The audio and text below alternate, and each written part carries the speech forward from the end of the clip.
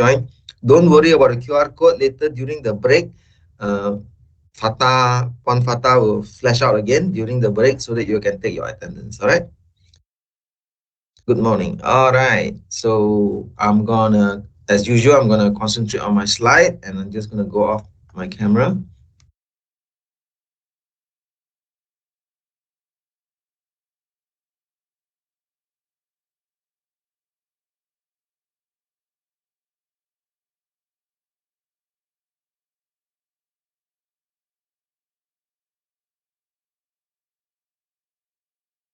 Can you all see my slide? Yeah, Peter, we can see. All right, great. So as I mentioned just now, um, all these all this sharing were created by our HQ in Italy, and they are sharing with us so that we can share with all of you, and hopefully all of you can share this with your friends and your relatives and your customer if you can. All right. So basically, we want to create awareness on the climate change issue, and this is one of the topic. There are two topics today. One is on hot work and one is on flood mitigation. All right. So basically, we start with flood mitigation first. What is the best practice for flood mitigation? Okay. So it's compiled by our risk engineering and loss prevention in from HQ. So this is their slide, and I'm just sharing with you all. Okay. So basically, today we're gonna look into all these uh, topics. Okay. First thing first, we go into background. What you see is actually a real photo. You can imagine the whole city become lake. This is a real case, a real photo. So very scary. I was in East Coast a few years ago. Then there's one time when Mentakap branch, our Mentakap area was heavily flooded. You can imagine, it's so scary. The flood, the water level is up to 10 feet. It's like one whole floor gone. So if your house is two-story, so your first story is totally out. Okay. So and we were lucky because our office was on the first floor. Our ground floor was a 7-Eleven. So the 7-Eleven up to the roof, you can only see the 7-Eleven what call it signboard only. So it's very scary actually, and it's so difficult to imagine how can that be. But it happened. So basically, flood is one of the most disastrous natural disaster that happened to our country in Malaysia. Okay, you can't think of any natural disaster. There's no earthquake, there's no typhoon, there's no tornado, there's no massive landslide, but there's flood. All right. So basically, flood is our biggest concern in Malaysia. So how does flood happen? Flood is the most, okay, as this mentioned, is the most frequently occurring natural disaster causing widespread devastation, resulting in destruction of property, business interruption, and of course, loss of life. Okay, you can imagine the business will definitely be affected. And a lot of people, for your information, when we issue a policy, they want to exclude flood. Yes, they want to exclude flood because flood is very high premium.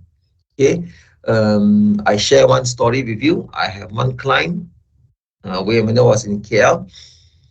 They refused to take flood because it's like this. When I do my presentation together with my agent, normally what we'll do is we'll put in all the perils. We explain the coverage and we put in all the perils and all the premium attached to the perils. So we have the impact damage, how much, the what do you call it, the landslides, how much, and so on and so forth. So when it comes to flood, because the flood rate was quite high, so it's 0.086. So the moment they see the flood cover, they say, okay, I don't want to take the flood cover. So the insurance is like this. When you have never happened any flood, you can insure a flood. Yes. When that place was never flooded, there's no precedent cases, there's no past history, there's no past claim, you can issue flood. You can insure on flood. The moment that place got a flood accident or flood disaster or flood loss, sorry, the insurance company will not insure you anymore. It's like that. Why? It's because insurance principle is about fortuitous and unforeseeable. Unforeseeable. If something that is foreseeable, something you will bound to happen, or something has happened before, chances are you will repeat.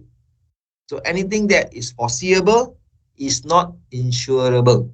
That's the principle of insurance. So in order for any insurance company to insure a property that got flood history before, that customer must improve on the uh, flood mitigation exercise, where they have to incur some cost to do something. Okay, later I'm going to share with you one real life experience as well. I have one customer also did that. Okay, so as a result of that, therefore, insurance only can accept the risk after there is a risk improvement or risk mitigation measures. Okay, so like I say, flood is something that is unforeseeable for most places, but some for certain places it is for sure happen. For sure happen. For example, East Coast. East Coast, um, during the monsoon season, for sure there's a flood. Then in Johor, areas like Kota Tinggi, for sure there's flood. Okay. Then the West Coast, Klang, Banting area, Kuala Selangor area, when the high tide comes in, there should be flood. So basically, these are some of the common areas that for sure you will flood, and also certain low-lying areas like in Kedah, there's low-lying areas, also there will be flood. So basically, all these flood-prone area, we call them, chances are no insurance company will sell insurance to the property owner there. If the property owner wants to have an insurance, they have to improve on their flood mitigation. Okay, for example, I have one customer. He used to operate in Rawang. Okay, Rawang. So what happened was, he got a very big order from one Japanese company, very big order. So he need to expand his what do you call it, his factory. But as you all know, Rawang all are small factory. There's no big factory, and the land is quite expensive. So he has to move further up north to Batang Kali area. So when he moved up north, of course the land is cheaper, and you can build bigger factory, which is good for him because he got a very big order. So he moved there. But unbeknownst to him, that when he bought that land was formerly a swamp, a swampy area. And luckily for us, during that time, I was in my previous company. We sent in our surveyor, and the surveyor, risk engineer, recommended some risk improvement on that place to advise them that this is former swamp area. Chances of flooding is very, very high. So you have to do this, do this, do this, do this. And the customer luckily follow our procedure, follow our advice. And true enough, when there's a heavy rain, their place was flooded. But because of the risk improvement that we have already introduced to them, and they follow and they do it, they have suffered zero losses. So their business continuity is there. Okay, so like I say, they got big order from Japan. They need to deliver, so they cannot afford to have any consequential loss or any disruption. So thank God to the good advice from our risk engineer, and they also, as a consumer, as a policy holder, they also cooperate, and they also implement all those measures, and things get their business can continue. So it's a win-win situation for everybody. So like I say, flood is something, once it happens, it will have severe impact. They will disrupt the operation and damaging the property, and it can never recover. For example, I was told the property once there is a flood hit area, it doesn't matter it's like 1 feet flood or 6 inches of flood. Once there is a flood, the property prices will definitely will not go up anymore. Okay, it will go down. So like I say, and those places that got no flood history, the property prices will go up and up and up. Okay, so it all has a lot of impact.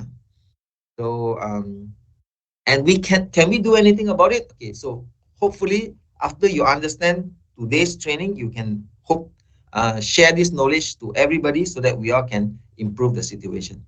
Okay, we need to take action to reduce impact through preparation and mitigation. Remember the story I told you about my client in Batang Kali? Okay, so that's how they did it. Okay, they took preparation and mitigate the exposure.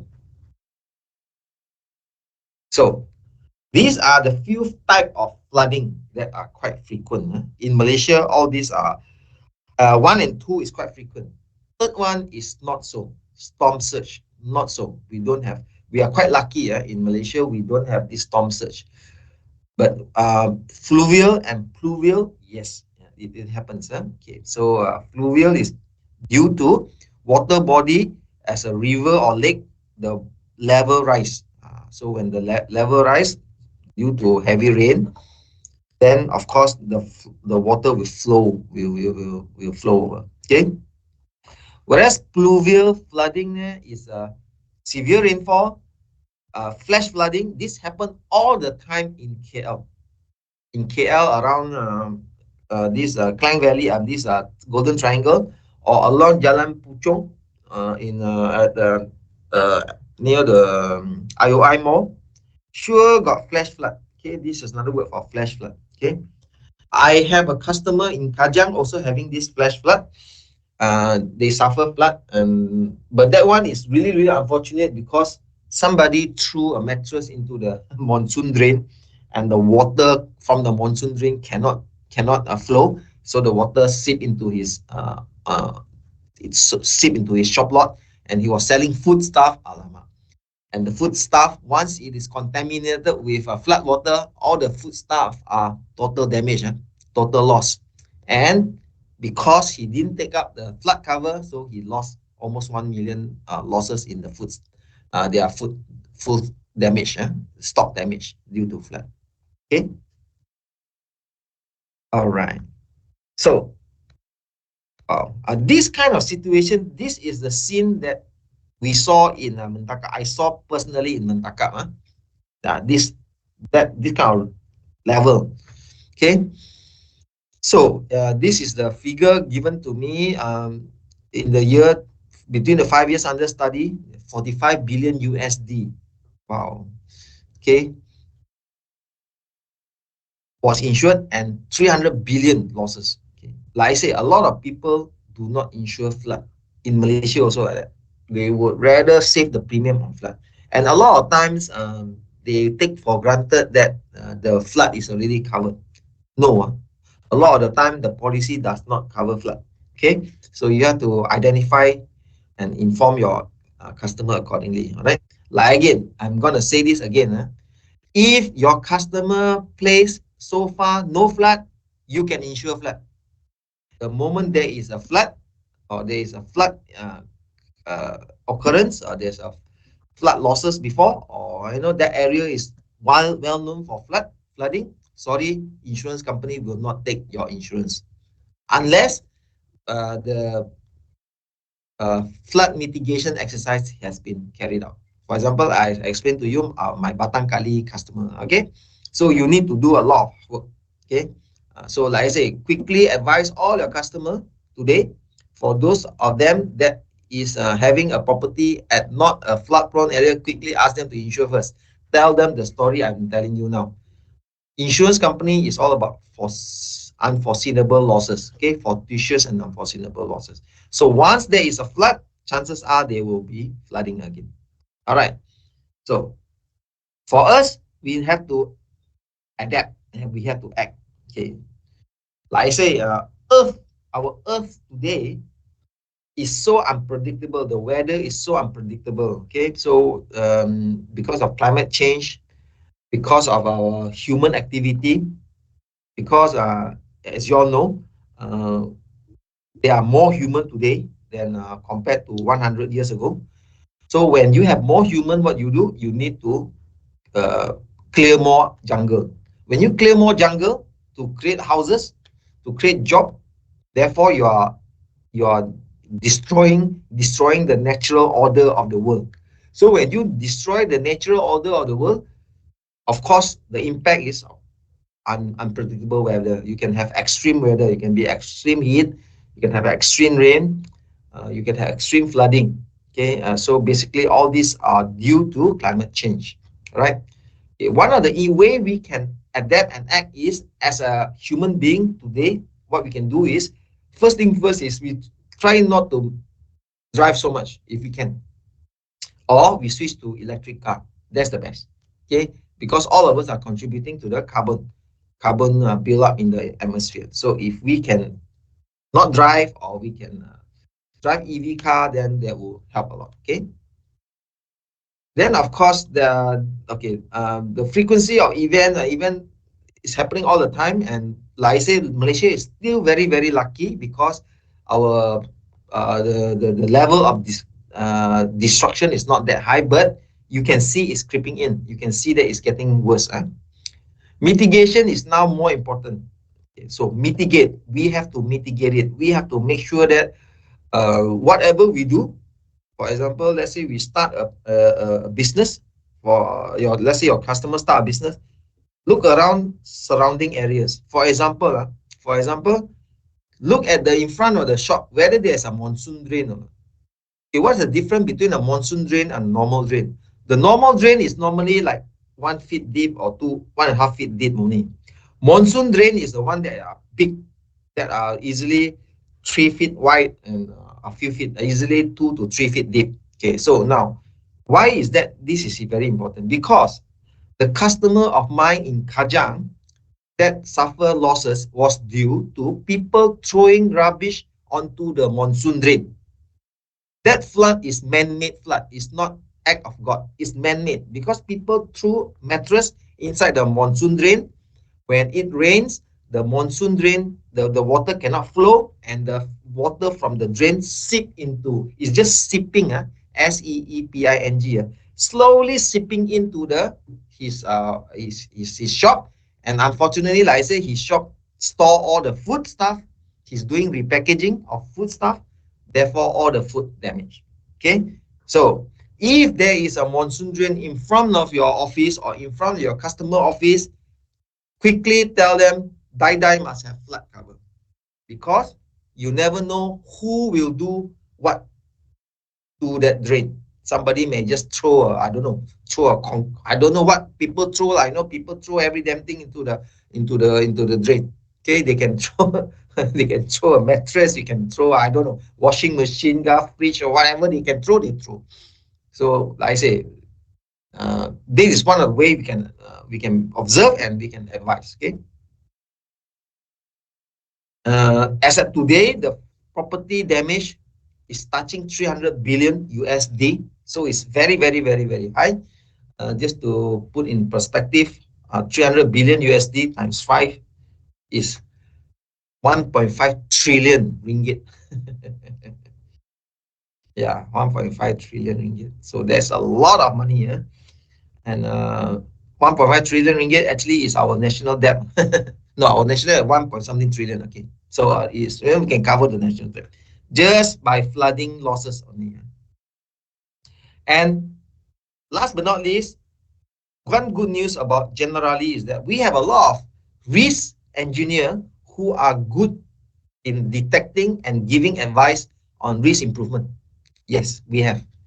Our people, our risk engineer are well trained, well exposed, and they are quite professional. Like I say, we help our clients before many times.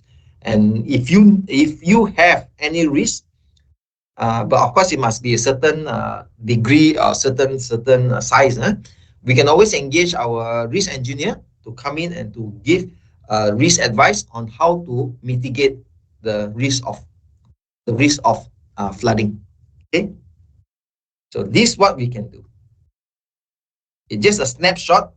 Flooding in Asia, you can read for yourself.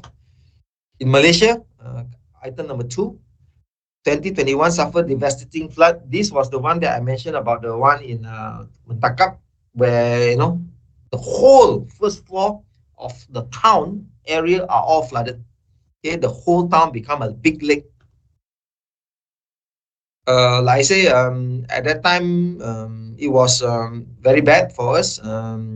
And at that time, the registered was around 1.5 billion USD. Okay. Yeah. And a lot of times, a lot of these people, like I say, they never buy insurance because they know they don't know the severity of the flood. Okay. Now, right after that, now they want to buy insurance. The insurance company may not want to sell to them unless they have risk mitigation practice. They have done some risk improvement practice. Okay, they have put in some risk improvement. Or else, no way insurance company will insure them. Okay, so what are the 11 general risk management suggestions? Okay, this is very important. Please pay attention. First thing first is emergency response plan. Okay, so especially if you have a factory in the outskirts, or a small medium-sized factory, or it can be you must make sure that you have a emergency response team and a response plan. Okay, you never know, you never know. So very important to have that. Okay, and then you must have the exercise what to do. Okay, then you must provide training. Today I'm providing training to you so that this is awareness training, meaning you are now aware. Of course, you for your business, you are not much impacted because most of you are my agent that doesn't have any factory or doesn't have any shop lot. Maybe you all operate in a shop lot, but as an individual agent, also you must be wary of your areas. For example, I have few agents in my Mentakap area. Those days also suffered flood losses. So you have to take note of this. Okay. This is more item number 3 is more towards those doing factory, doing manufacturing. You must make sure that the storage must have a what do you call it? Can cause floating debris. Okay, what does it mean? It means light item. So anything that you put outside your at the compound, make sure that is properly tied down, so that in the event of a flood, it won't float around. Okay. Then when it float, then it will damage a lot of stuff. For example, your glass door or your glass panel. Okay, so or your gates. So a lot of time is the water that carry the item that damage other part of the property. If the thing can float. Okay. Okay. So of course, relocation of critical equipment, expensive stock and content also very important. This is to avoid this one. This advice was given to our customer in Batang Kali, and where they move all the expensive item, expensive equipment onto the first floor, and uh, those items that can resist water damage on the ground floor. And also on their ground floor, they put up a elevated platform of around 1 meter, so around 3 feet high. So all the machine, all the equipment, or all the stock raw material is on the 3 feet, 1 meter platform above the ground level. So when every time there is rain, they will sure be flood, but the flood is only like 2-3 inches. Okay, and it won't go up to one feet. But at least the procedure is put in place so that even heavy rain or heavy flooding, the customer is not worried about damaging their equipment and raw materials. Drainage, yeah, okay, drainage. A lot of times, the unfortunate part in Malaysia is that there are drainage, but the drain has been misused or wrongly used by people and who use the drain as a rubbish dump. They throw everything inside that drain. So that is the one that caused the flooding. Okay, so make sure that the drainage is appropriate and the drain is not clogged. Very important, it's not clogged. CLOG. Okay, so basically, if the drain is clogged, it's not good. It's worthless already. It's useless already. Okay, so the drain must not clog. So my advice to you all is, if you visit your customer factory, look at their drain, look at the outside the drain. Is it a monsoon drain? Again, if it's a monsoon drain, you better quickly tell them, hey, there's a monsoon drain there. People may throw a lot of rubbish inside there. Better you take a flood cover.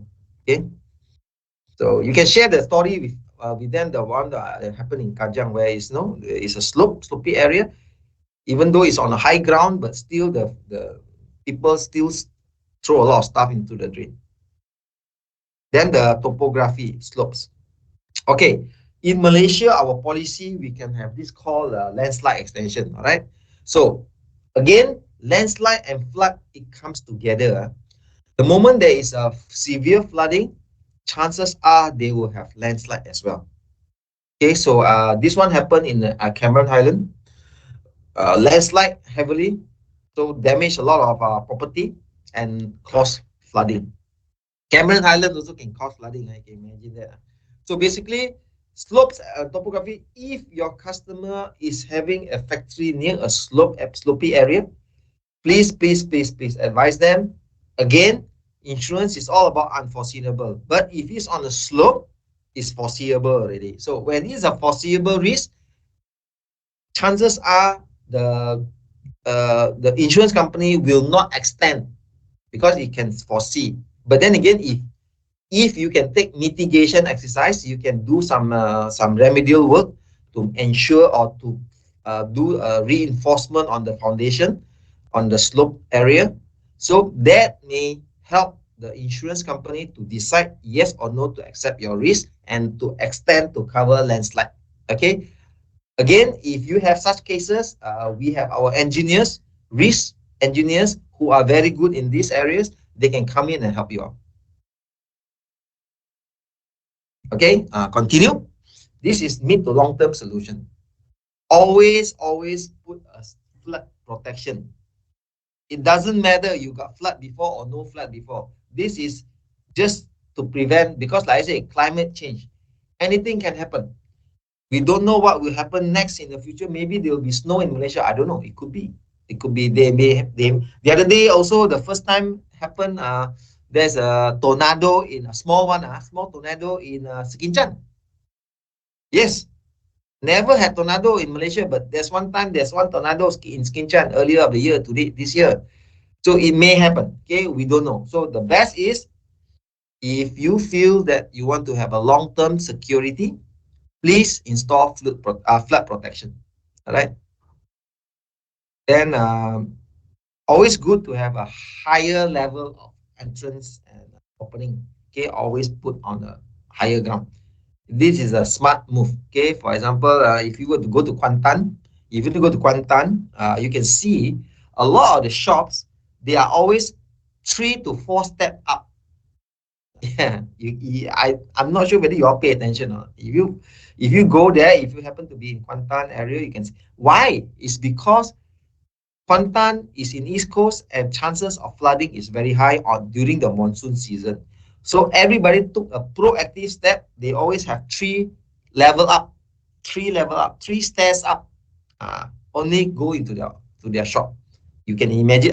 You can go around and observe it. It's always 3 step up. Okay. Expect the unexpected. Like I say, you will never know, because of the climate change. A lot of stuff is happening in this world. A lot of uncertainty. As population grow, it was estimated that by 2050 we're gonna have 10 billion people. So you can imagine, if 10 billion people live on this earth, and this earth is not getting any bigger, it's the same size. Few million years ago, it's the same size. Now also it's the same size, but human population is gonna hit 10 billion in 2050. You can imagine more and more jungle will be cleared to create housing. And once that happens, the impact of the weather will be much worse. Okay, so let's expect the unexpected. External protection, okay. This, if, like I say, always have in mind that it's good to have a good practice of checking the surrounding. Okay, inspect and check that all local protection system are in good order. Okay, make sure that if you have there's a river near your area, please every now and then go and check whether the river is clogged or not. A lot of times the river are also clogged up because people throw rubbish into the river. Yes, this is a Malaysian mentality. The treat river and drain as their rubbish dump, so they throw a lot of stuff inside there. So if you can see anything, quickly highlight to the local authority to make sure that the river is being cleaned up, so that there's no clog. Because when the river clog, chances of flooding is very high. Okay, contamination. This is a very serious issue. For example, I shared the story of my client in Kajang, where they are doing food stuff, repackaging food stuff. So when the water contamination from flood water is very, very, very, very dirty. For your info, it's extremely dirty. You don't know what's inside there. So if the flood water to hit any of your food stuff, all the food, not just food, I mean any other thing, your furniture also. The moment the flood water hit your furniture, it's totally damaged already. You can't use it anymore. So contamination is very, very serious, and a lot of disease and illnesses will spread during the flood. Okay, so you have to be very, very careful. Okay, so with that, I come to the end of my this presentation on flood mitigation. Wow, 587 people. Great. So as usual, I'm going to read out the comment or the question so that I can answer you. As usual, Peter, you look for the light bulbs. I think starting from 9:46 a.m. That's why. 9:46. That's it.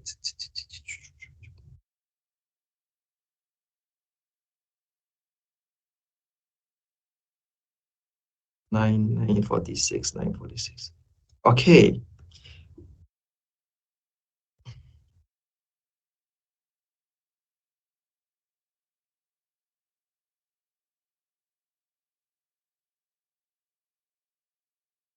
Okay, Agnes, you have a good question. It is under ORIS, flood is covered. Flood damage is covered under ORIS. But ORIS only can cover for equipment, not stock, not building. Okay? Remember, ORIS can only cover for equipment. Stock, you cannot cover ORIS. Building, you cannot cover ORIS. So for building and stock, you must extend to cover flood. Machinery, flood is part of the cover. I hope that answers your question, Agnes. Adlan, for the banking, did insurer renew same coverage the following year? Okay, yes, we renew it because, like I say, they have already, before they start the operation, they already consulted, because they are our existing client. I'm talking about ex-Agi, my Agi days. They are already our existing client for many years. So when they move to a new office, a new area, we send in our risk engineer to help them to do the risk mitigation exercise, and they follow exactly. We give them what are the things to do, they follow exactly, then we renew them. Because there's a flood, but there's no loss, zero loss. So they have lost zero claim loss history. So we renew them, no problem. I believe until today, we're still renewing them. Yeah. Okay, on I top hope that only answers your two. question, Adlan. Okay, Peter, on top only two. Then you go to the bottom, right to the bottom. We have from Jessica at 10:06. Okay, Jessica. All right. Hi, once a claim is made, can they buy again or reach? Okay, again, Jessica, if that area has been known as a flood prone area, for example, Taman Sri Muda in Shah Alam, no insurance company will go in there and do insurance. No way. Unlikely. Okay. But if you have never, then you can. But if once you have it, the insurance company will not go in and to insure that place because there's already a established flood prone area. Actually, there's an interesting story about the Taman Sri Muda. and the name Taman Sri Muda itself. Okay, so it's a very interesting story, which I've heard. I learned from the people down there, and they told me this story, and it's a real story, and it happened way back. But I'm not going to share with you today because, in the interest of time, we're going to move on. If one day in the future we have time, I'm going to share with you why it's called Taman Sri Muda, why that place is like that. Okay. Ernest Wong, which of these proposed measures have the most effect for the least effort cost? Ah, good question. Okay, as a businessman, cost of operation is very, very important to me. Cost of operation is very important to me. But then again, if I'm a businessman, the reputation cost is more important than the cost of operation. Reputation more important. I'm going to give you the story of the Batang Kali case. You imagine they have a big account secured in Japan. The Japan give them a big order. That means what? That means their reputation, no, very important. International supplier, no, they must upkeep their great name, great brand name. Imagine if there is a flood, there is a disruption. What happened? Their reputation gone. People don't trust them. You cannot deliver. Am I right? So, as a businessman, to me, reputational cost is very, very important for me to protect my reputation. So whatever cost that I need to incur, actually, for the long term, is good for me. And I would really, really recommend that you talk to all your customers. Better to put in place upfront rather than to wait. It's just like buying insurance. Why you need to buy insurance? No need to buy insurance. You buy insurance because you worry about uncertainty, right? So again, the mitigation. Why must you do something to mitigate your loss? Because you never know in the future. Okay, insurance can only repay you, indemnify you, but your reputation gone. You cannot replace it. And once your customer feel that you cannot deliver, they already give you the order, you cannot deliver, then it's very difficult for you to rebuild your reputation, right? So again, when it comes to cost, in my opinion, cost is important for a businessman. And if they were to do something, they must consider the consequences, losses as well. So yes, if you want to mitigate your losses, you need to do a lot of stuff. For example, you need to elevate to 1 meter high. You need some cost to rebuild the foundation, to build the planks, to build the foundation 3 feet high. But it's worth it because you only do it once, and you don't have to worry for the rest of your business life.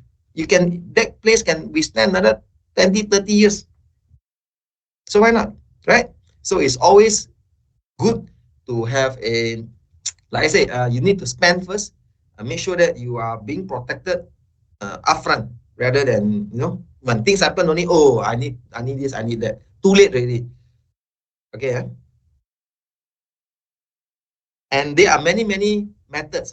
There are many methods, and I'm not a risk engineer per se. I cannot give you what are the methods there. But if you have any customer and need to have this flood improvement mitigation measures to be introduced to them, you can always engage us, and if our engineers will definitely. But then again, it must be a certain size. Arrange with your MO to get the risk engineer to have a so-called survey, okay, and give some idea on how to improve on the risk. So Jillian Chong, client lives on 50th floor, but area surrounding the condo gets flooded during heavy rain. Does client need flooding in the future? Wow, Jillian Chong, 50th floor. 50th floor is a condo, right? Or condo or apartment. I believe it's condo.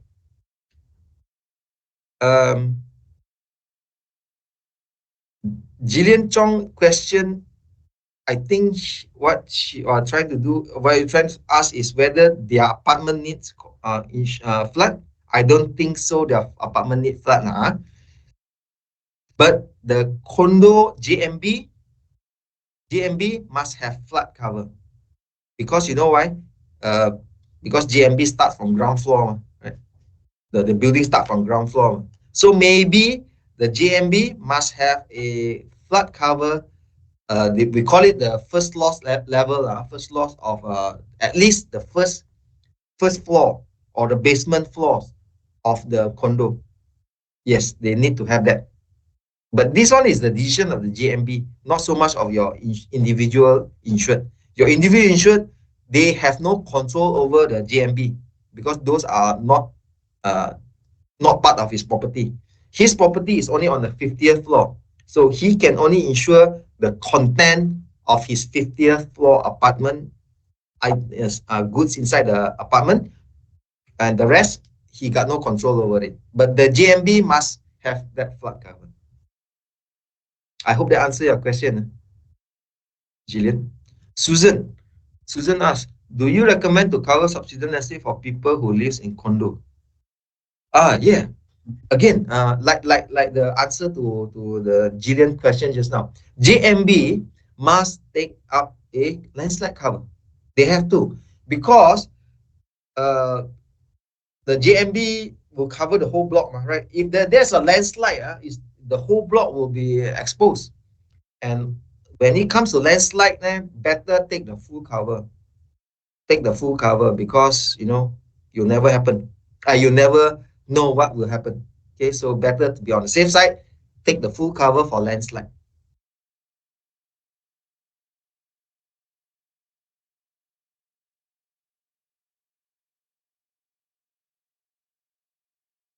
Yeah, correct. Thank you so much for helping me to answer this. Mr. Tay, is it HLT? I'm not sure, Mr. or Miss. Okay, HLT, is our current General Home Protector Enhance has included flood coverage? Okay, so good question. Please attend my training. I'm going to have one training on this, specifically on Home Protector Enhance. Please attend, and we'll go through it together. Jessica again. For those who claim before, will they be loaded or substandard for running? Okay, good question.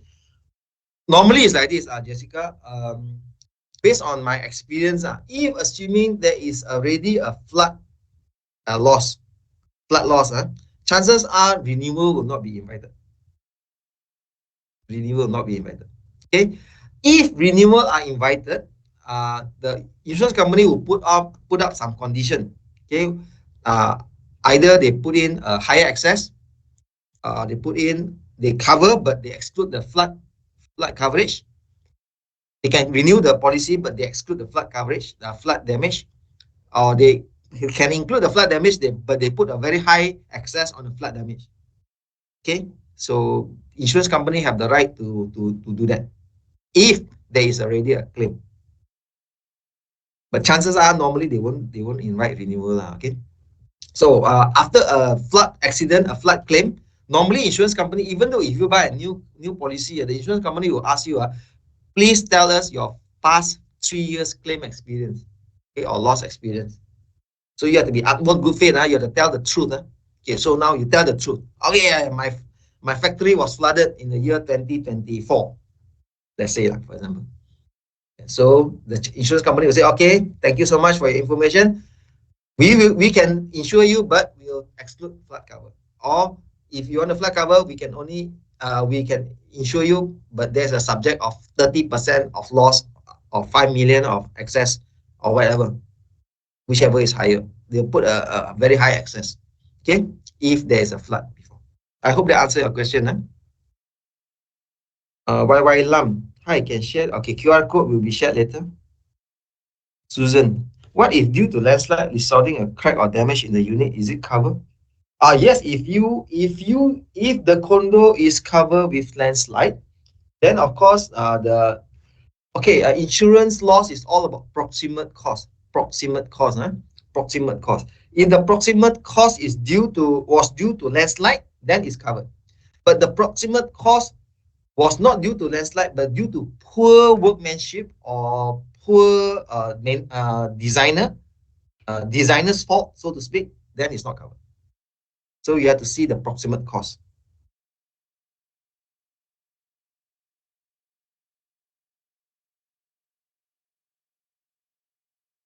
Okay, we're going to tea break now. Actually, yes. Once I answer all the questions, we go to tea break. Okay, normally it's up to 5 years. We'll ask you past 5 years. I think 3 to 5 years is quite a common question. Anything above 5 years and within that 5 years, nothing happened, then you just say, like, no, I don't have any flood for the past 5 years. Utmost good faith. But the insurance company today, they also have their own so-called risk profile. They know which area that is so-called flood prone and which area is not flood prone. Okay, so they know. But they will just ask you just to what do you call it? Know that your area or your particular factory or shop lot has been flooded before. No? Okay, but if you had anything but 5 years, it happened 5 years ago, that means there's a very long gap period. Then therefore, chances are the insurance company will just accept it. Permas Carton. Okay, what is the condo not covered with natural disaster and if your owner wish to purchase? Can Permas, you can insure separately if you want to. Okay, contact your marketer MO, tell them that the condo owner specifically want to insure their own. You can insure it, no problem. Okay. Okay, good. No more question. Now it's 10:20. Around 10:20, we'll come back at 10:35. 10:35. I'll give everybody 15-minute break for you to issue e-governor for us. Thank you so much. Make sure you issue the Generali policy. All right, see you later.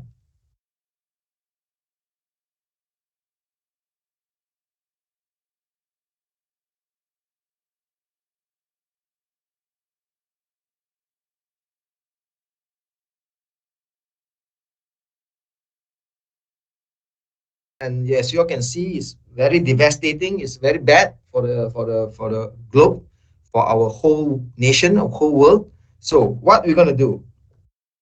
So together with United Nations, okay, UNDP Insurance and Risk Finance Facility, they are selecting generally worldwide, okay, generally worldwide, to set up this what we call SME loss prevention framework. Okay, we are in partner with United Nations. Again, we are the only insurance company in the world that is doing this. Okay, so you are as an agent, you can make useful use of this information, and you can always advise your customer accordingly. All right. So what is this all about? Okay. UNDP is a leading United Nations organization fighting to end injustice, poverty, equality, and climate change. Working with our broad network expert and partner 170 countries, we help nations to build integrated, lasting solution for people and planet. Okay. UNDP Insurance and Risk Finance Facility is a flagship initiative housed within the organization's Sustainable Finance Hub. It is currently working in 34 countries and will move to 50 countries by 2025. Okay, so currently, generally in Malaysia is one of the countries of these 34 countries. All the areas will align to the goals of the Insure Resilient Vision 2025, which aim to cover 500 million people with insurance solutions developing countries in the next 3 years. So what we're going to do is this. Okay. As you all know, the world is heating up. I mentioned this just now. We have 8 billion people going to hit 10 billion by the year 2050. So the carbon atmosphere, the carbon is in our atmosphere and in our temperature is on the rise. It gets hotter every time. And when it gets hotter, of course, it will create a melting of the ice in the North and the South Pole. Therefore, when the ice melt, the water will rise. Okay. So all the communities that live on the coastline, like for example, Banting or Kota Tinggi or Kuala Selangor, all of these areas will be severely impacted when the sea level rises. Okay, so without accelerated global climate action, rising sea level could expose over 30% of the world population to flooding. That means out of 8 billion people, 30% is around 2 billion plus people. 2 billion plus people will be having flood issues. We'll see here having flood problems. Okay, so of course, when the flood happens and when the sea level rises, natural features like coastal forests and dunes can be used. Okay, we can do this to make a difference. We must net zero by rapidly reducing carbon dioxide emissions. So one of the way is I already mentioned just now in my earlier sharing is to reduce driving. Okay, if you can reduce driving, all of us reduce driving, then we can contribute to this. Okay, together with UNDP, generally has developed a loss prevention framework. Okay, what is this loss prevention framework? I'm going to share with you later. It is an online platform that assesses risk and offers recommendation to Malaysian SME, especially in the event of a flood. Just now I talked about flood. Okay, now we're going to give you another solution.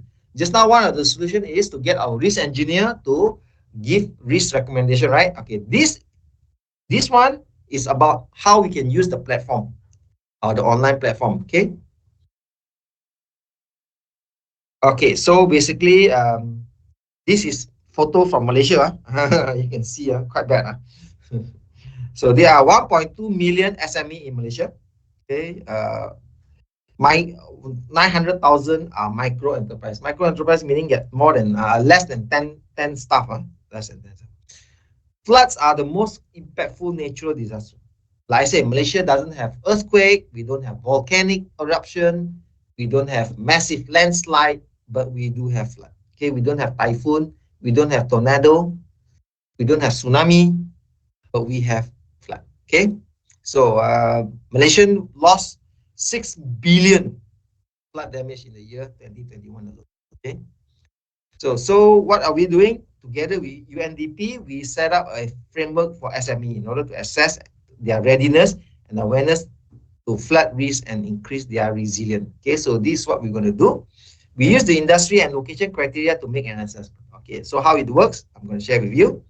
So basically, this is a digital tool. Okay, you as our agent, you can have access to this digital tool, and you can always guide and assist your customer, your current customer, and also your future customer. Okay, how can you do it? You can. First thing first is you must know we only target SME. Okay, SME. Not those big factory, but more to SME. Okay, so SME will, the reason, the objective is to increase their awareness, to develop the real protection, and also to minimize the loss. Okay. Then what are the benefit? The benefit is we're going to improve the SME awareness. Awareness is very important so that people are aware. Then we can have a sustainable business model, and we can increase our resilience. Okay, so we're going to host a online platform. It will be also as a develop into a mobile app. Okay, so how we're going to do it is this. We're going to put into industry and also state. Okay, so there are two category, two element. If it's industry, we further categorize it into agriculture, construction, manufacturing, mining, quarrying, and also services. Okay, this under the industry part.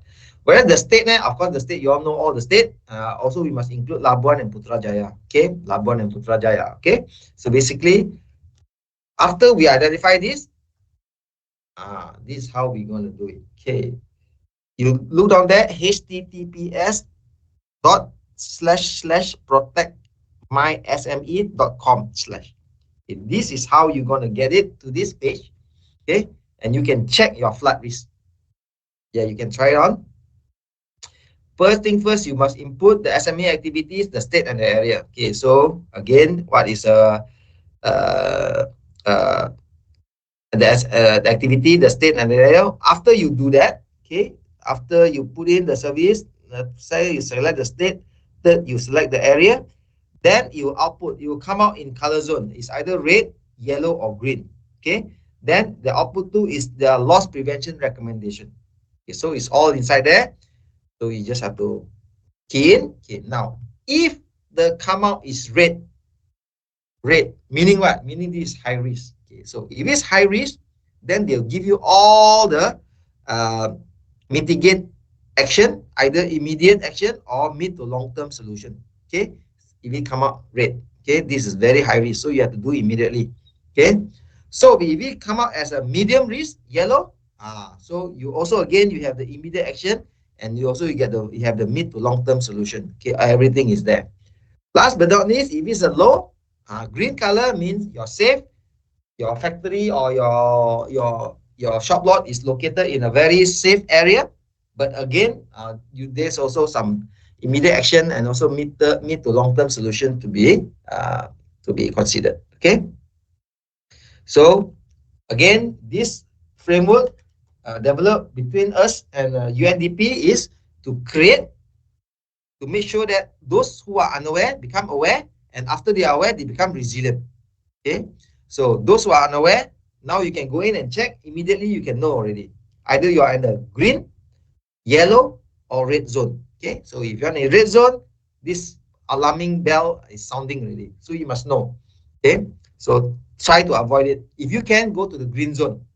Okay, so how to go to green zone is, okay, let's say you want to set up a company, you want to set up a factory, you want to set up a new business, find a green zone to set up, then you are safe. Or is chances of you getting the risk, the flood risk is lower. Okay, if you go to the green zone. Okay, so basically it's all about awareness. After you got the awareness, you can have build a better resilience. Okay, so you are ready and resilient to face any climate change impact. Okay, so this is the message they want to bring to you together with UNDP. So we launched this last year in March 2024, and our reason is because, like I say, Malaysia, our biggest business is under the SME, micro SME and SME. A lot of the business is from there, so we need to protect them. If we can protect them, the insurance, I mean the well-being of the country is protected, because, like I say, most of our business owners are all SMEs. Okay, so they can understand it better. They can become more resilient. All right, and we are very happy to share that UNDP have chosen Generali because we have the great exposure. I mean, sorry, great experience. We have more than 190 years experience in insuring property across the world. So that's why we are being chosen as their preferred partner, right? So, and you all as our agent, you are at the privilege.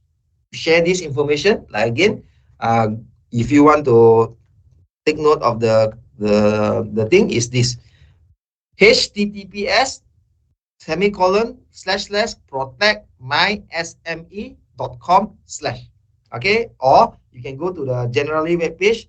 After you go to generali.com.my / you put there's a FORM then / protect my SME. Protect my SME. Okay, just key in there.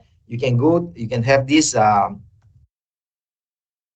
this page. Okay, so good luck, and like I say, you can do this for your existing client and do this for your future clients. Okay, so good luck and all the best to you all. So hopefully you can secure more business. As usual, I'm gonna stop my sharing and gonna read some messages. Okay, there's no message. Good. Let's wow, 601 people. Good morning, everybody. Okay, so now if there's no more question on flood, let's move on to the second topic of today. That is the hot work. Hot work, huh? Okay, I'm gonna share my hot work topic.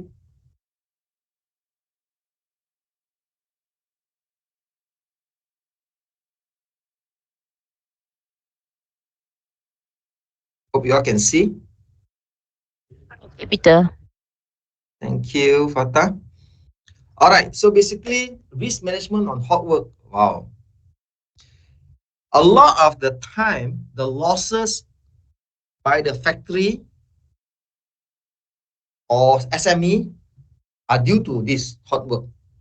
Hot work. So hot work actually is a big word. It's a big topic. Later, I'm going to go down in details what work constitute hot work. Okay, and I'm very happy to share this risk management topic with you all, because hopefully after you understand this, after you attended this hot work risk management topic, you all will know how to view the risk differently already from today onwards. Every time you go to visit your customer office or visit your customer factory or their shop lot, you must know where the hotspot or hot work that will create losses come from, and you can give them immediate advice. Okay. This okay. So I'm going to go through the introduction. Hot work actually, this like I say, a lot of the losses that we notice are coming from hot work as a result of negligence in handling hot work. Okay. So together with our risk engineer from Milan, they come up with this training slide where I'm now sharing with you all. Okay, so basically this introduction to this uh, background on hot work is just at an elementary level. Okay, if you want to go deeper inside, you want to know some more further, we have to organize a more thorough training together with the risk engineer. Okay, but today is just an introduction. All right. So basically, what does hard work means? Okay, any operation that result in the emission of concentrated source of heat, such as sparks or molten metal. These are all considered as hot work. Okay. Example including cutting, welding, brazing, grinding, torch applied roofing, etc. Okay. So basically, all these things later I'm going to share with you the photos so you can see it clearly, and share some slides. Okay, so that you can understand better. Okay. Virtually all occupancy use this technique in their manufacturing or maintenance activities. Almost all, I would say 99.9% involving manufacturing or maintenance work normally got hot work involved. Okay. Hot work operations are introduced on a temporary basis, often outside a predefined risk management activity related mainly to maintenance and alteration work. This is especially true in maintenance and alteration work. Okay. Now, for your information, if you buy a normal fire policy, then let's say a customer buy a normal fire policy, and let's say 6 months down the road, they see what do you call that? Some item loosen. Their machine item loosen. So they need to refabricate that machine. They will dismantle it and they put aside, and then they get some contractor to do it. Normally, when this kind of thing happen, if there is a loss, it's not covered. Yes, it's not covered because the work that the contractor is doing, it should be separately insured as a contractor all risk kind of risk. You must buy a separate policy for that. The contractor that comes into your office or your factory to do that kind of work, they have their own contractor all risk policy to cover their work. Okay, why? It's because your policy cover you and not the contractor that comes into your building. So a lot of people are not aware, so they thought everything is covered. No, it's not. It's a separate cover.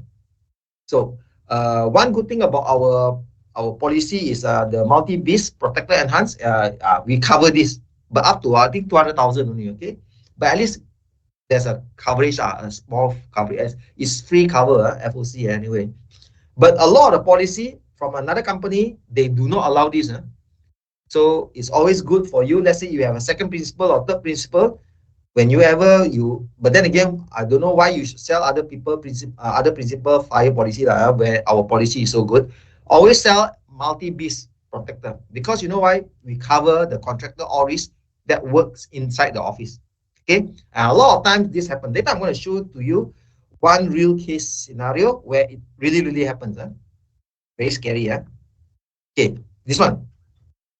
This one, I'm sure all of you know, October.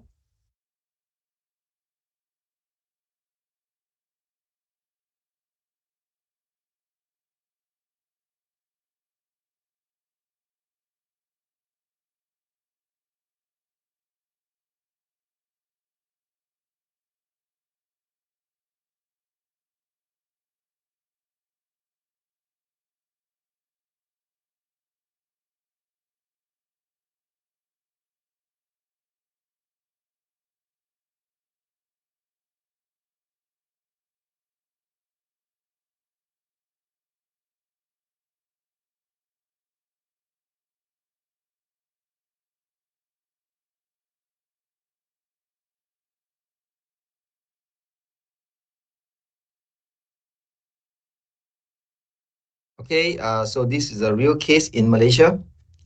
So what happened was, it was believed that a contractor that was doing some welding case like this photo down there, you can see. So when you do some welding and cutting, chances are there will be spark flying. When the sparks start to fly, the moment it catches something that is flammable, it will spread very, very, very fast, because this kind of thing are very hot, extremely hot. Okay, extremely hot. The moment it is a small spark, it will create tremendous losses. Okay, so basically, like I say, we need to know what are the hot work, common hot work. So every time you go to your client factory or your client office, if you see any of this kind of activity, make sure that you ask them to buy multi-beast protector enhanced. Okay, if they are insured with somebody else, you better ask them to switch to generally buy the multi-beast protector enhanced, because we cover contractor always doing some fabrication work or doing some repair work inside their office, inside their compound, up to 200,000. Okay, so basically we have that, but other policy there, they don't have. So when you don't have, nothing happen, everybody happy. But when something happen, then you start blaming everybody already. Okay, so in order to prevent all that, make sure that they have a multi-beast protector enhanced. Okay, so for those of you who want to know what is multi-beast, I'm gonna arrange for another training for that policy. Please attend. Okay, please attend, then you'll learn more. Okay, so basically, these are the photos of all the works that revolve in hot work. Okay, then I'm going to show you another slide. This one is a very simple work, and this contractor already take the prevention by bringing out the fabrication, not doing inside the factory but outside the factory. Okay, see, there's this guy here, down here. Okay, he is doing the repairing work. So he needs to grind the thing, to weld the thing together. But like I say, he already take the prevention. He make sure that he doesn't do it inside the building. He do it outside the building. Okay, so now this is outside the building. On the right hand side of the building, the left hand side is the factory, but the right hand side is the where he is doing the work. As you can see, it's a very wide area. Okay, so he start doing his work. What happened? Start doing his work. So because he need to weld the thing together, he need to grind it. So as you can see, when he weld and grind the thing, there is some spark flying. Spark flying, see or not? Okay, so when the sparks start to fly, he forgot one thing. The contractor forgot one thing. He forgot to cordon off with a metal wall, so-called metal separation sheet between him and the flow of the spark. As you can see, on his right hand side, on his left, because he's facing us. So on his left or the right of the photo, okay, maybe I use the pointer so that you can see clearly. Okay, here. Okay. See here, these are all the raw materials. Okay, this guy, what he's doing is correct, because he already bring outside this is the building. The building is here, so you really bring outside here to do. So it's an open area. Okay, so fine. Okay, this is good. But he forgot one thing. He forgot the spark will fly. So by right, he should have put up a metal sheet here, something like a small metal wall here. Okay, or he can move this a bit to the right, to the left a bit, maybe another 1 meter away or 2 meter away. Okay, because the spark start flying. So what happened? Okay, when the moment he stopped, he didn't realize it. He was looking at this area. The spark already caused a little bit of fire here. See or not? He doesn't know. He doesn't know. Because like I said, this is easily 10 feet apart, right? 10 feet apart, 3 meter, more than 3 meter. Still the spark can fly, and they fly, they can drop, and then they can bounce, they can pop like that. So this one caught a little bit of fire only. What happened? He doesn't know. Okay. Oh, now he realized, shit. fire already. So quickly run to get the fire extinguisher to save it. Okay, now the fire start to spread a bit here, just a little bit. Okay, from this small fire. Okay. Now come the scary part. Start to spread already. Okay, so while he wait for the guy to bring this guy run to bring the fire extinguisher, he wait and see the thing start to spread.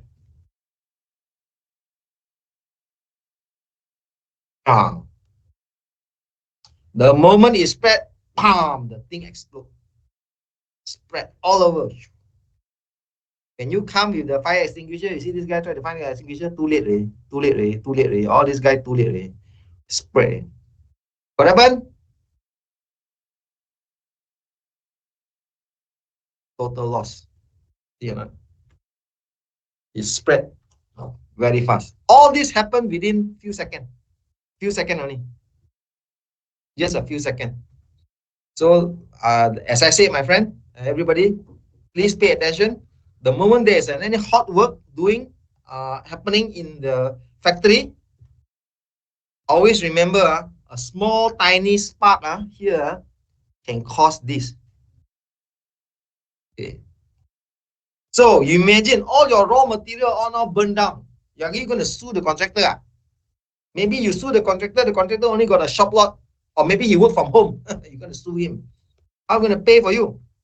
Do you think insurance company will pay for you? The insurance company, if you buy fire, the insurance company may want to pay for you, but the insurance company will say that you allow this work inside your premises without notifying us. Sorry, not covered. Are you aware? You're not aware. Now you're aware. Like I say, always buy multi-beast protector enhanced, because this policy cover this kind of contract work inside your office.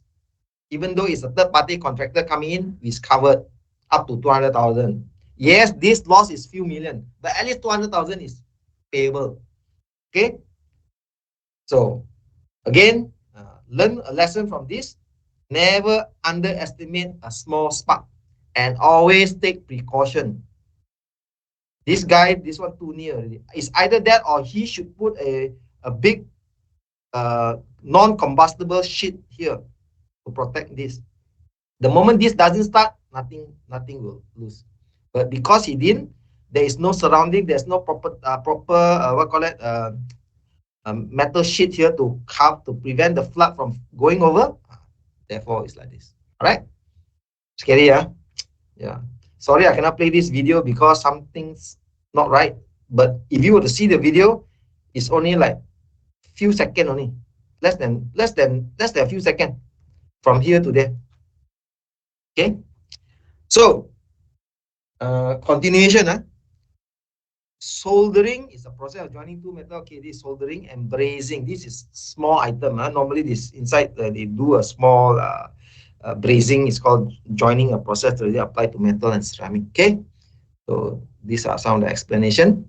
Okay, now, so potential critical situation. Uncontrolled hot work operation cause high percentage of the total number of fire incidents. See or not? Just now the two incident, one in Pasir Gudang one is also like that due to this. Approximately 1 out of every 3 hot work original losses is caused by outside contractors. See or not? Again, when you engage outside contractor, you make sure the contractor got their own contractor ORIS. And when they have the contractor ORIS, make sure they cover PEP, principal existing property. If they don't cover principal existing property, like the case just now, the raw material few million burned down, sorry, not covered. So must make sure that, okay, in order not to have all this hassle, make sure that your customer got MBPE, multi-beast protector, then everything is covered up to 200,000. At least you don't have to worry about the contractor coming into whether they have their own contractor or whether they cover PEP or not, whatever. You don't have to worry already. Okay. Storage area are in the first place. The danger of hot work close to combustible storage is often underestimated. See or not? Just now the video, the photo I show you is this lah. They thought they bring outside, it's safe already. No, it's still not safe. You bring outside, it's still not safe if you have those raw materials in your surrounding area. Spark from cutting or welding can fly up to 11 meters. Just now you saw it's only like what, 3 to 4 meter. So, but the spark can spy for 11 meter, very, very far. So always, always, always be careful when you have any welding done. Make sure that it's being protected, it's being covered up. Okay.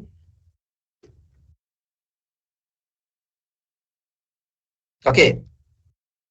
What are the consequential loss? Explosion. Just now you saw the raw material explode. Once it's explode, that means total loss already. And the one that you saw in the chemical manufacturing in Pasir Gudang, again, is all due to explosion. The explosion was due to the small spark. Okay, it's all chain reaction. It's all related. So the small spark will create all this explosion, and that's where it's all the thing become flammable and everything burn down. Okay. Then of course there's fire as a result of that. Once there's explosion, there's fire. Okay. Then there's always a toxic gas being released into the air, and that one will carry make it worse. Make it worse. A thermal runaway is a rapidly self-heating fire that can cause an explosion. Okay, normally this happen in those manufacturing that got a lot of electronics. They got a lot of electronics, a lot of equipment, electric equipment, and this will cause that. Okay. So what are the facts and figures? When looking at data, it's clear just how dangerous hot work can be for the public and private property, as well as for the two first responders. Okay, 4.58 structure fire involving hot work per year. Okay, 4,580. This is the figure given to us by Europe. Means this is in Europe. Okay, of which 57% were home or non-home, and 43% were home. Meaning at home also, if somebody were doing some hobby, doing some small renovation, all this will cause fire as well. And is 2 deaths per year. This is all in Europe. These figures are all in Europe. 171 civilian injuries per year, and 484 million US dollar property damage per year. Okay. Then also the firefighter also die. So these are all very scary figure. Okay, so what are the safety rules? So now you know it, you see already, and you know already, you learn already. So moving forward from today onwards, every time you visit your customer factory or customer shop lot, you make sure that you look around for all this exposure, and you advise your customer accordingly. Okay. So basically, first thing first is you must establish a permissible area for hot work. Okay, always do hot work outside of your factory. If you can, do far away. Have a radius of 10 meter, because the spark can fly 11 meter. So at least have a 10-meter radius.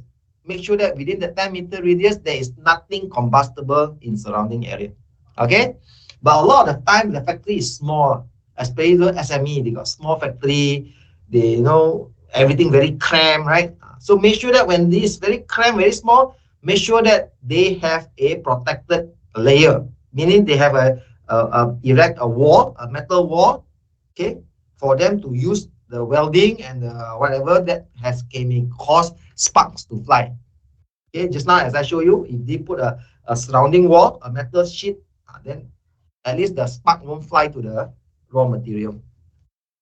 Use of appropriate equipment, of course, is obvious, because all safety equipment you must have. And but then again, every time when the customer engage a third-party contractor, do you think the contractor will have all this appropriate equipment? Normally, they don't have. Okay, so in order to be on the safe side, always get the the contractor to have their own contractor audit policy, cover the principal existing property. Must have. If they don't have that, don't allow them to start work. Okay, so make sure that they have that. Okay, in order to protect your customers' own item. Train your employee. Okay, this is more towards you explaining to your customer so that they can train their employee. Maybe you can tell them the real danger of all this welding, especially welding or this torching, all this hot work related item. And then all contractors that comes into the office or the factory must make sure that, like I say, first thing first is they must have all the safety equipment. They must put out all the safety measure, okay, before they start their work. And also, if they can, provide their own contractor audits. Okay. They must have a contractor all risk policy to cover principal existing property. That extension must have in order to safeguard the property of your customer. Because the contractor, like I say, it could be just rent a shop lot somewhere or just operating from house. If you sue them, also no point. They cannot pay you if they don't have a contractor or risk. Okay. Then the guarantee of protection of combustibles from ignition. Okay, always get permit. You must have permit to do this hot work. If the contractor comes in without any permit, without any experience, don't let them do. Okay, you must see they must have a permit. Okay, the permit must be given to them, saying that they are certified practitioner or they are certified contractor to handle hot work. Okay. Then you must have personal protective equipment. Like I say, this is quite comprehensive already. But if the factory that involved in a lot of those welding work, normally they would have this. This is part of their standard operation. They should have this. Okay. Then it can also under the OSHA, occupational safety and health, they must have a safety fire watch safety committee. Okay, so that you can ensure that the staff are trained and to use the fire extinguisher properly. Okay, but the case just now, the one that I showed to you, even though the guy know how to operate the fire extinguisher, he know how to operate, but because when he do the welding, he never put the fire extinguisher next to him. He should have put the fire extinguisher next to him. The moment there's a small fire, he quickly use the fire rather than run to go and collect. He has to go and run away to go and collect the fire extinguisher, which is maybe another 100 meters away. By then, too late already. The moment you run to that, the thing will explode and spread. Okay, so that means the what call it, the fire extinguisher must be by his side when he start doing the welding work. Okay. All right. So fire monitor. Sorry. Okay. So with that, I've come to an end of my presentation. Always remember, this is a very serious thing and is very scary. Always happening. A lot of losses. Okay. I'm going to read up some question again as usual. Peter 1020. 1020. Okay, thank you so much. Agnes. Yeah. If the still under the loan under bank and the insurance covered by bank, the flood cover also in the policy. Okay, what you do is you have to read the policy. What I do know is that most bank, they cover only basic fire and lightning only. They don't cover any other thing. So you have to read the policy. Ask them for a policy. They can read, then you can see from there. So Agnes, get a policy from the bank. Because if the bank don't provide you the policy, then maybe the bank is never insured for you. They just charge you the premium but never insure for you. And then also, I noticed also, I'm not going to mention the bank name, but that bank always use one insurance company only. Only one. Die also only one. Because they are subsidiary. So must insist to buy from them. And normally, they will insure under vacant risk. Even though they are operating as a manufacturer, they still issue under vacant risk. Vacant risk. So when you issue under vacant risk, then you are doing operation, it's wrong already. So basically, like I say, a lot of the time when the bank insure, you have to check, read the policy, see whether the coverage of flood is there and whether they are issuing under vacant risk or not. Because chances are it's under vacant risk. Hope that answers your question, Agnes.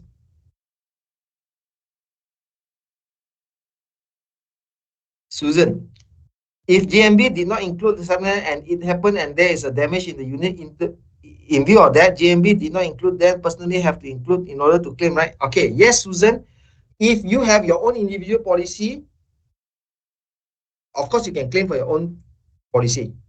But if you don't have your own policy, you depend on JMB, you have to insist that they and JMB include it. Because I'm sure the JMB will give you a certificate, right? The certificate will mention down there. So if the certificate didn't mention the coverage, or lacking any coverage, you can always highlight to GMB, please include it. Okay. If they don't want to include it, then it's better to have a separate insurance to cover it. So in order to safeguard yourself. Next, you go to 1054 from SP. 1054. Okay, SP. Peter, can you explain on spontaneous combustion in which industry have to include this period? Very good question. Spontaneous combustion means the thing bursts by itself, bursts into flame by itself. Due to what? Due to heat. Mostly due to heat, or due to compress, or due to, let's say, for if it's oil and gas, it's due to pressure, then it will pump. So basically, it's something to do with oil and gas, something to do with material that are easily burned. For example, foam, for example, fabric. Okay, if you compress, it's very heaty, very hot, it may burn by itself.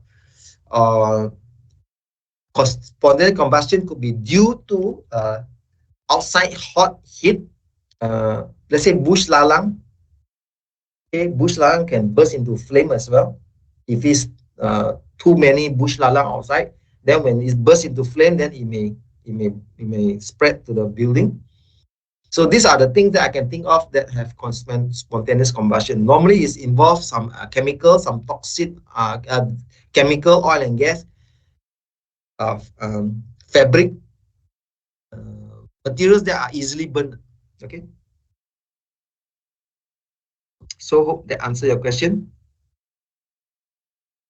VRM, Mr. Peter, based on what you have just mentioned, what if the contractor doing welding at insured pay who is covered with MBP, but the contractor don't have CR policy? If the welding activity cause fire and the insured premise still cover up to 20%? Yes, correct. Yes, so long as you have MBP policy, insured by Generali, MBP, we have a 200,000 contractor all risk policy inside there.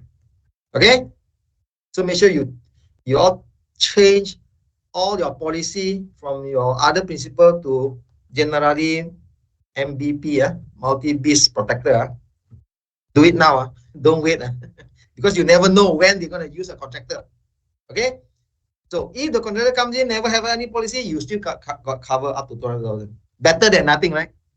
Of course, it is good to have another contractor or risk policy from the contractor, because that contractor, once they come in, let's say the contractor on third party, they come in, if they have a contractor or risk, make sure that the contractor or risk policy mention principal existing property, PEP. Principal existing must mention in their policy. Then you can sleep soundly. You don't have to worry, because they also cover for you. Okay? Yeah.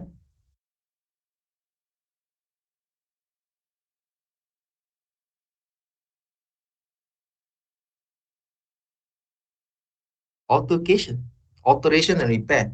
No. Ryan, alteration and repair is not contractor or risk. Alteration and repair is just the screw. You tight the screw. That's alteration and repair. But it's not welding, cutting, welding. All these are done by a contractor. It's not part of your alteration and repair. Alteration and repair means small work. The door of your toilet small. Then you go and screw back. That's alteration and repair. Okay. Or the flush of the toilet cannot work, then you go and repair the flush. That is alteration repair. Okay, I understand. Lloyd's General. Is this incident covered under fire policy with repair and alteration clause? Again, I already explained, repair alteration clause. Susan, bank will insist that owner buy from, yeah, especially that particular one bank. Even my own house, I said, I'm an insurance company man, I my own, you have to insure them. Die want me to insure them. Anyway, yeah, they will insist. But then again, you can always request for the copy and you can study, man. You can always tell the bank, hey, your policy does not cover this, does not cover that. You can always argue with them. They say, your policy not cover for me. Anything wrong, I sue you. Or I'm going to report this to Bank Negara. Then they will scared. Tell them, don't have to worry. Don't have to fear them. VRM, should spontaneous combustion be included for F&B? Food and beverage. Good question. Food and beverage, normally they don't self-combust, right?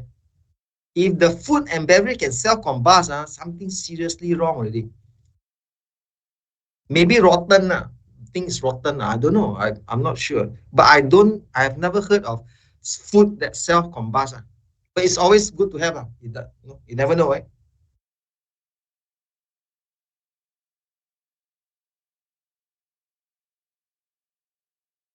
Oh, good question. SP, spontaneous combustion vehicle tire manufacturing. I think yes, because it involves rubber, right? Rubber, and rubber is highly flammable. Once there's a burn, the rubber it will spread. Better to have.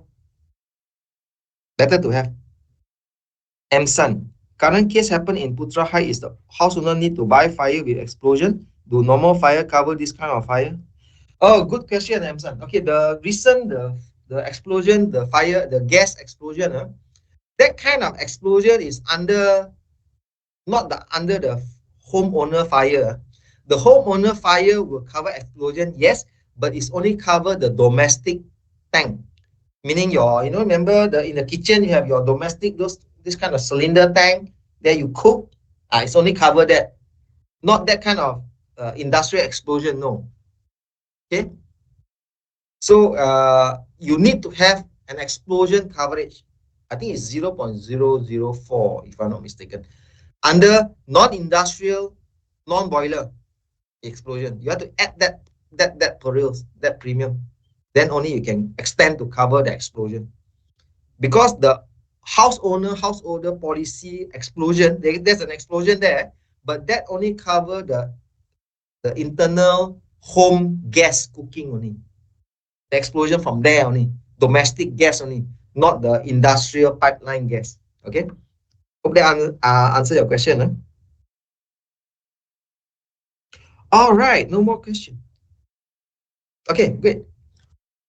Now we are at 11:21.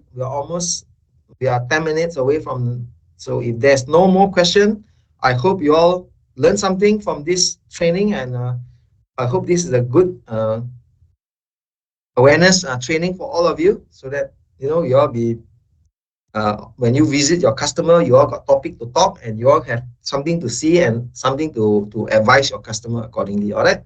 So like I say, if your customer do not have MBPE, make sure that you insure with multi-beast protector enhance. Okay. And I'm going to have a topic specifically for this topic. Please attend it in the future. I think in the next 3 weeks, I'm going to have this topic. So please attend it and you can learn more. All right. All right. With that, thank you so much, everybody. And see you again. Thank you, Jessica. Thank you. Thank you, Shirley. Thank you, Chicken.